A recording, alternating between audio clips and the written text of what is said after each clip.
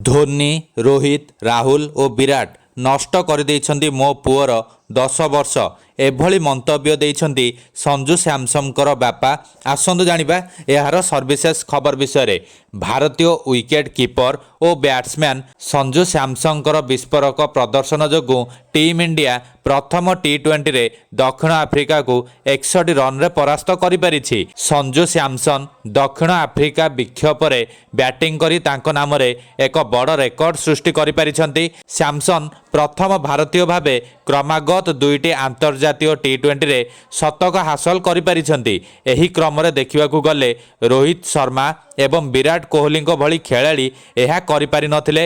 ଏଭଳି ସମୟରେ କ୍ରିକେଟର ସଞ୍ଜୁ ସ୍ୟାମସନ୍ଙ୍କ ବାପା ସ୍ୟାମସନ୍ ବିଶ୍ୱନାଥଙ୍କର ଏକ ଭିଡ଼ିଓ ସାମ୍ନାକୁ ଆସିଛି, ଯେଉଁଥିରେ କ୍ରିକେଟରଙ୍କର ବାପା ଭାରତୀୟ ଷ୍ଟାର କ୍ରିକେଟର ତଥା ପୂର୍ବତନ ଅଧିନାୟକ ମହେନ୍ଦ୍ର ସିଂ ଧୋନି, ବିରାଟ କୋହଲି, ରୋହିତ ଶର୍ମା ଓ ରାହୁଲ ଦ୍ରାବିଡଙ୍କ ବିରୋଧରେ ଅଭିଯୋଗ ଆଣି କହିଛନ୍ତି, ଏମାନେ ସମସ୍ତେ ମୋ ପୁଅର 10 ବର୍ଷ ବର୍ବାଦ କରିଦେଇଛନ୍ତି।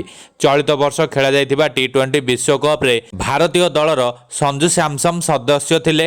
ଏଥିରେ ଭାରତ ଚାମ୍ପିୟନ ହୋଇଥିଲେ ହେଁ ସଞ୍ଜୁ ସ୍ୟାମସନ୍ଙ୍କୁ ଗୋଟାଏ ବି ମ୍ୟାଚ୍ ଖେଳିବାକୁ ସୁଯୋଗ ଦିଆଯାଇନଥିଲା। କେବଳ ଏତିକି ନୁହେଁ, ଟି20 ବିଶ୍ୱକପ୍ ପରେ ଭାରତ ଶ୍ରୀଲଙ୍କା ଗସ୍ତରେ ଯାଇଥିଲେ ମଧ୍ୟ ସଞ୍ଜୁ ସ୍ୟାମସନ୍ଙ୍କୁ ଅଣଦେଖା କରାଯାଇଥିଲା।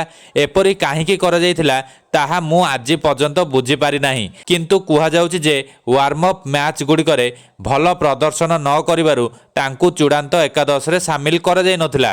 ଅନେକ ବର୍ଷ ସଂଘର୍ଷ କରିବା ପରେ ଭାରତର ଟି20 ଅଧିନାୟକ ସୂର୍ଯ୍ୟକୁମାର ଯାଦବ ଏବଂ ନୂଆ କୋଚ୍ ଗୌତମ ଗମ୍ଭୀର ସଞ୍ଜୁଙ୍କ ଉପରେ ଭରସା ଦେଖାଇଥିଲେ, ଯାହାର ଫଳସ୍ୱରୂପ ସଞ୍ଜୁ ସ୍ୟାମସନ୍ ବାଂଲାଦେଶ ଓ ଦକ୍ଷିଣ ଆଫ୍ରିକା ବିକ୍ଷୋଭରେ ଲଗାତାର 2ଟି ଶତକ ମାରି ରେକର୍ଡ ସୃଷ୍ଟି କରିଛନ୍ତି।